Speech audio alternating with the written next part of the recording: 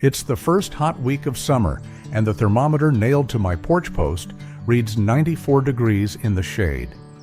Down a short flight of wooden steps in the cellar under that same house, my wife Esther is shelling peas in a room sitting at 73, a full 20 degrees cooler, and there isn't one electric wire running to it. No compressor, nothing roaring in a window, and not a penny on any power bill, because nothing down there draws power at all. Just earth, stone, and the way a house used to be built. Now picture your own July. You walk into the store and the cold air hits you like a wall, and for a minute it feels like mercy. Then the envelope comes at the end of the month and the cooling charge on it reads $80, $100, $150. And the upstairs bedrooms are still warm when you climb into bed anyway. You paid all that money and the machine still lost the fight to the afternoon sun coming through the west windows. I'm going to show you how we keep cool through a Pennsylvania summer without any of it. No special gadget, a handful of plain habits, and one cool room that costs nothing to run, summer after summer. My name is Amos Stoltzfus. I've lived in Lancaster County the whole of my life, and I have never once owned an air conditioner. 65 summers in this same hot, sticky climate. The kind of July where the corn grows an inch in a night and your shirt sticks to your back by 9 in the morning. And we've stayed comfortable the old way the entire time. So when I tell you a house can cool itself, I'm not reading it off a page. I have slept soundly through it my whole life. Stay with me, because two things here matter more than the rest. There is one room in my house that holds 20 degrees cooler than the yard with no help from anything, and I'll show you exactly why it does. And there is a mistake most folks make at one particular hour of the day that quietly heats their house for them. And once you see it, you can't unsee it. I'll get to both before we're done. Here's the plain truth of how this got lost, and it's no grand conspiracy. It just got easy to forget. The English bought a machine that did the whole job with the turn of a dial, and once the machine did the work, the house stopped being asked to. Builders quit putting in the deep cellar, the shading porch, the high ceiling, and the attic vent, because a box bolted into a window was cheaper to sell than a house built to breathe. And there's little money in teaching a man to need nothing. Nobody can sell you a season of shade or a cool night's air. So it went quiet, each generation handing down a little less than it got. Let me hand some of it back, plain and in order. Start with that cool room, because it's the heart of all of it.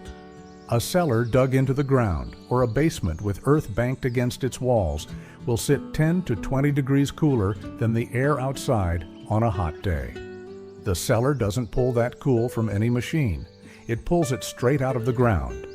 A few feet down, the earth barely knows it's summer. It stays near the same steady, cool temperature the year round, and it draws the heat right out of the stone and the air resting against it. The more earth packed around the walls and the deeper it sits, the steadier it holds. Ours stays in the low 70s through the worst week of August, while the porch outside reads in the 90s. My grandfather kept the milk and the butter down there long before there was another way to keep them, and Esther's canning shelves line those same cool walls today.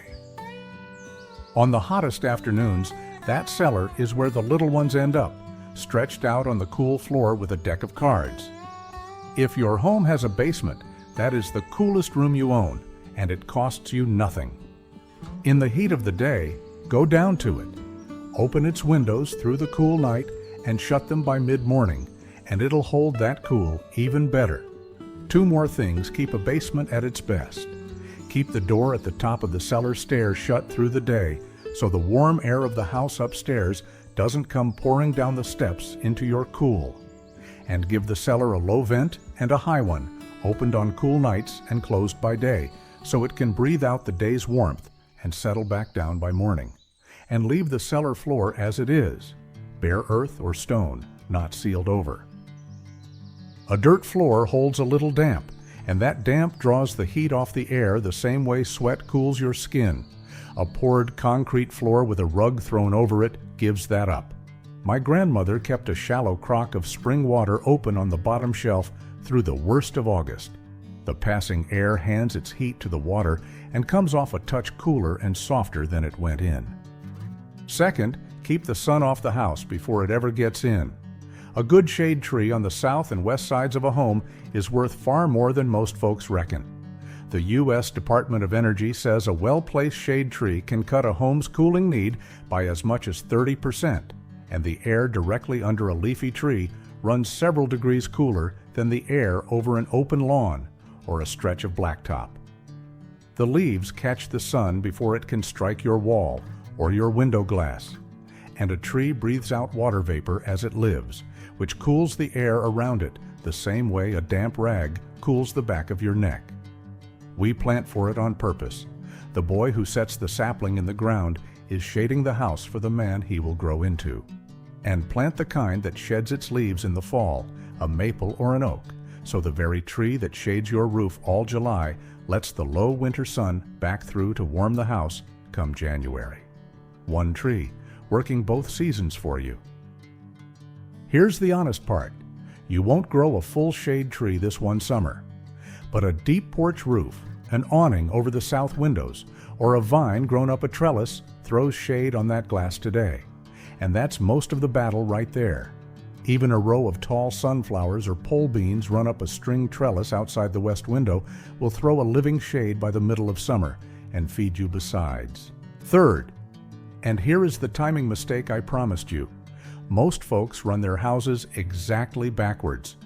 They throw the windows wide open at 2 in the afternoon when the day is at its hottest and invite all that heat indoors. Then they shut the house up tight at night, right when the cool finally arrives. Do the opposite. Through the night, once the outside air has dropped cooler than the air inside, open the house up and let the heat of the day pour out. Then, before the morning sun has any strength, close every window and draw the curtains, and you've trapped the cool of the night inside the house. The reason it works is in the walls themselves. That night, air doesn't cool the house by magic.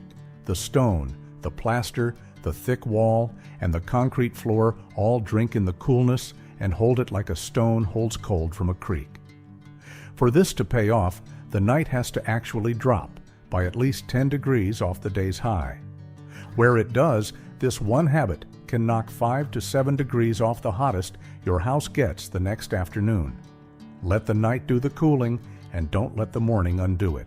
Now I owe you some honesty, because this is the very thing the English internet oversells. That night habit only works when the night truly cools off and dries out. On a heavy, wet Pennsylvania night in late August, when it never drops below the mid-70s and the air hangs damp on the porch, you open your windows and all you let in is more warm, sticky air. It barely helps. I won't pretend it always works, because it doesn't. On those nights, we lean harder on the cellar and the shade, and we wait the spell out the way our people always have. Fourth, give the hot air a road to leave by, up high. Heat rises. You felt that standing at the top of a staircase on a summer evening. An old farmhouse is built to put that to use. Our ceilings stand 9 and 10 feet high for that very reason. The hottest air climbs up off of where you sit and work, and a vent or a cracked window up in the attic or the gable end lets it spill out the very top of the house. As that hot air escapes high, it draws cooler air in low, through the shaded windows on the north side, up from the open cellar door. And the whole house begins to breathe on its own, no motor anywhere in it. Open the house low on the cool, shaded side, and open it high on the hot side, and let that draft run all day. It's nothing but heat doing what heat does in a house built to let it pass through. Fifth, stop the sun right at the glass. A bare window in the afternoon sun is a small furnace pouring heat straight into the room, and no amount of clever airflow keeps up with west-facing glass at 4 o'clock in July. Esther hangs light-colored curtains, and we close the shutters on the sunny side through the worst of the afternoon. Light colors throw the sun's heat back outside. A closed shutter stops it at the face of the glass before it can ever become heat in your room. A shutter or an awning on the outside beats a curtain on the inside because it turns the sun away before it's through the window. It costs you nothing but the reaching up to close them. The English will run a machine half the day to fight heat. They could have simply turned back at the window an hour earlier. And sixth, move the air across your own skin.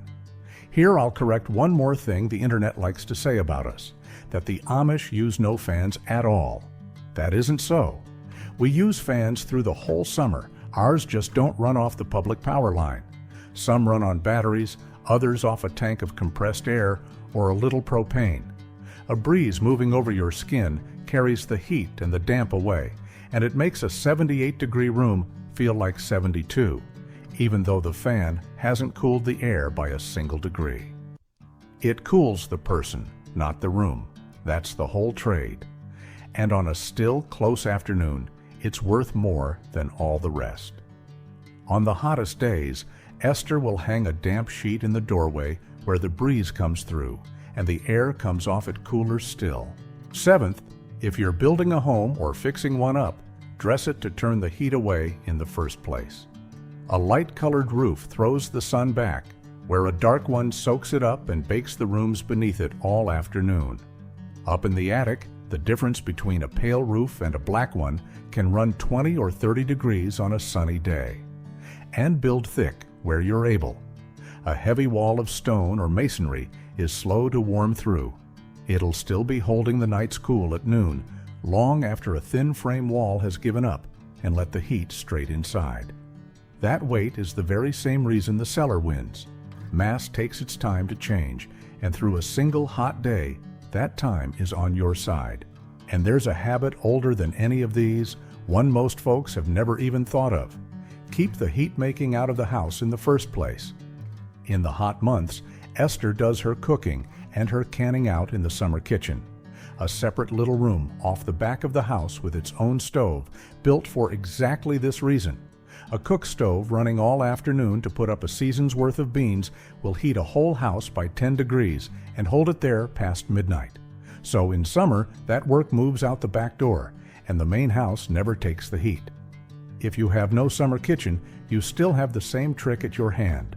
Cook outside on the hottest days, or do your baking after dark when the heat can leave with the cool of the night, and keep the oven shut up tight through the afternoon. The coolest house in the world will not stay cool if you light a furnace in the middle of it at 4 o'clock. For the folks who want the whole of it written down, every method, which trees to plant, and on which side of the house, how to set the night flushing for your own home, and the simple way to keep a cellar holding its cool. I've put it all in the Amish Cool House Guide, and the link is right below this video. It's there if you'd like the long version in your hands to work from. That's the only time I'll mention it. Now back to the work. Step back a minute and look at what all of this adds up to. The English spend the summer paying a machine to fight the heat, and the machine never wins it clean. The bill climbs, and the upstairs stays warm at bedtime. We let the house itself do the work for nothing. It cooled my grandfather's milk. It cooled my father's long summers home from the fields. It cools my own grandchildren now on that same cellar floor.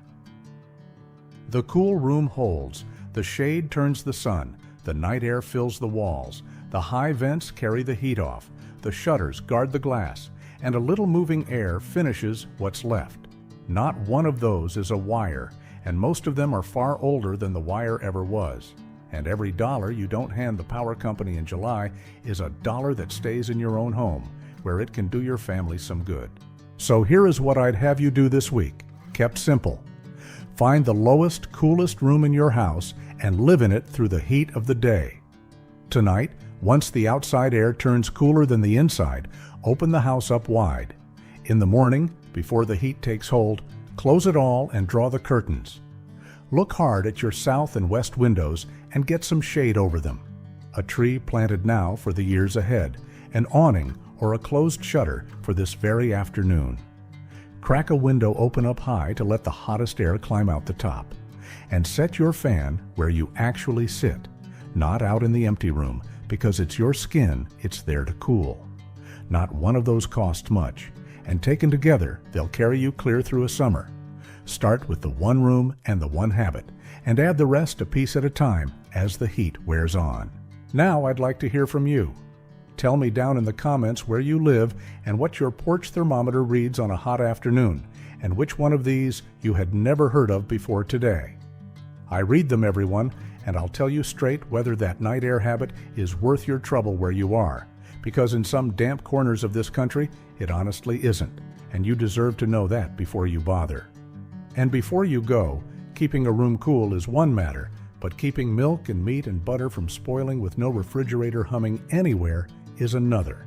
And we've done that for as long as anyone can remember, too. Next time, I'll take you out to the spring house and down into the cold hole and show you how our food keeps for weeks in the dead heat of summer without a motor in sight. I think it'll catch you off guard. Until then, keep your shutters closed against the afternoon and your windows open to the night. The Lord built the cool right into the ground and the dark. Most folks have only forgotten to go and fetch it.